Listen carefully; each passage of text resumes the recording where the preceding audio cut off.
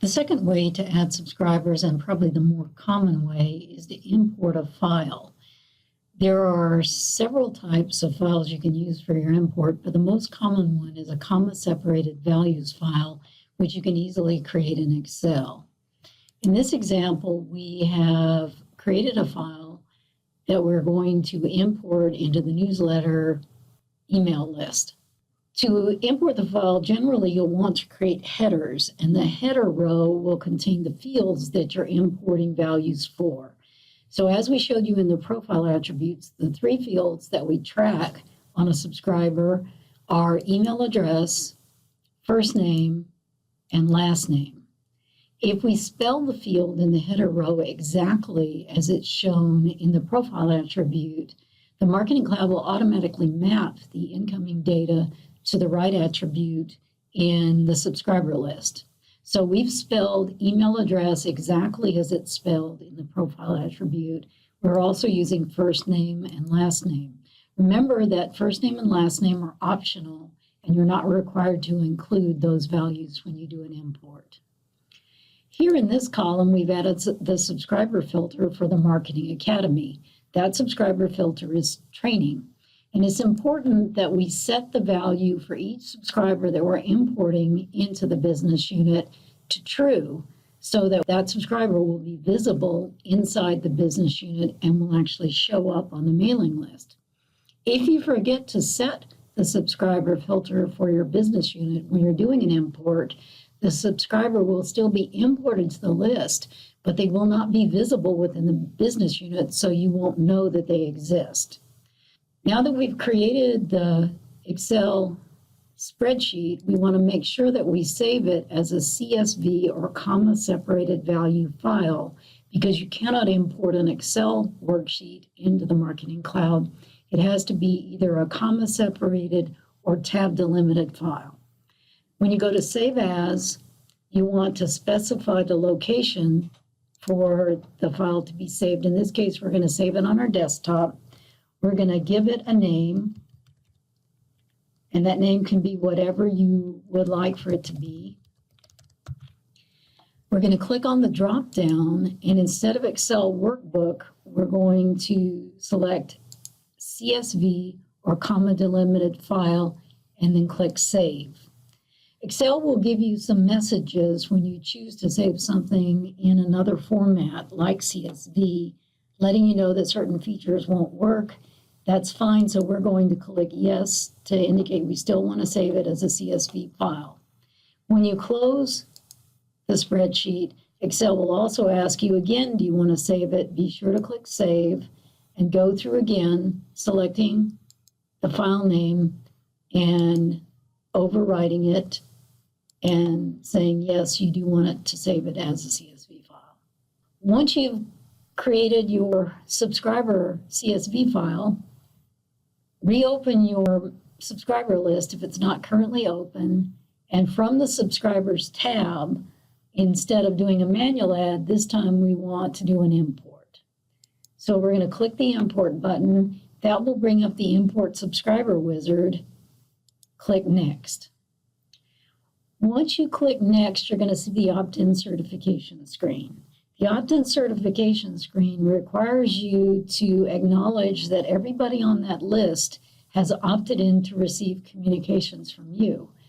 Be sure that you understand that you're not able to purchase lists or add subscribers to the Marketing Cloud who have not opted in to receive communications from you. So after reading the screen the first time, be sure to click I agree, and you'll be required to agree every time you import subscribers to a list that these users or these subscribers have opted in for communications from you.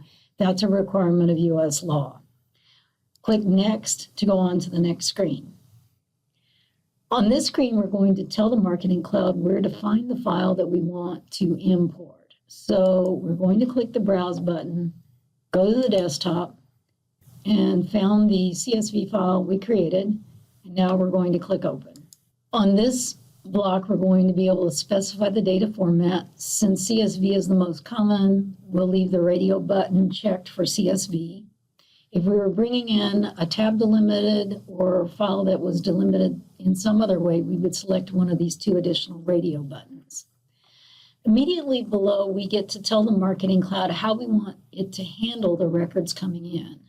If we want to add new subscribers and update subscribers that already exist, we would select the first radio button. That is the default, and that's the most common choice. Sometimes, though, you'll want to only add new subscribers from a list and not update existing subscribers, or you'll want to only update existing subscribers and not add new subscribers that may be coming in on a list. If either of those are the cases, select the other radio button. The default date format is US English. We'll leave it set to that and then click Next. This screen is where you get to map the attributes from your incoming file to the profile attributes that exist in the Marketing Cloud. If we've named the fields in the header row of the incoming file exactly the same as the names that exist in profile attributes, the Marketing Cloud will automatically map one to the other. And you can see that it's done that. Whenever it's automatically mapped a field, it grays out that field on the left side, and you'll see on the right that it's matched that field to the profile attribute that already exists by the same name. If you're importing a file where the field names are different, you'll want to manually map the field to the corresponding profile attribute. Or if it's mapped a field inappropriately, you can always select the field that's inappropriate and unmap that particular field and remap it to the appropriate field. In this case, everything's correct, so we're going to leave it as mapped. Once you're done with mapping the incoming field to the appropriate profile attribute, click Next. On this last screen, you'll be asked to confirm that you have everything correctly set, and you can see that we have the upload file, what the data format is, the date is US English. You can see the mapping again. It will tell you that you have 4 columns in the source file and you have 3 records. And if all of that looks good, click this box to be emailed when the import completes and enter an appropriate email address for notification, then click Begin. At that point, you'll get the processing import screen, click the Finish button to exit, and then watch your email for a notice that the import has completed. So let's go to email to see if we've gotten a notification that the subscriber import is complete. You'll get a message that looks like this, subscriber list import notification. If you double click on that message, you'll see that here there were 2 records inserted and 1 updated. Remember that earlier we manually created a subscriber that we also added to our CSV file. So that particular subscriber record was updated. The other 2 subscribers on our import were new, and so they were inserted. If you had an error and one of your incoming subscribers could not be added to the list for some reason, you would see an error message, and there would be a file attached to this email that gives you the email addresses that were not imported, and it will give you information about why they were not imported. There's a variety of reasons for an email address not being imported. Sometimes the email address was not typed correctly.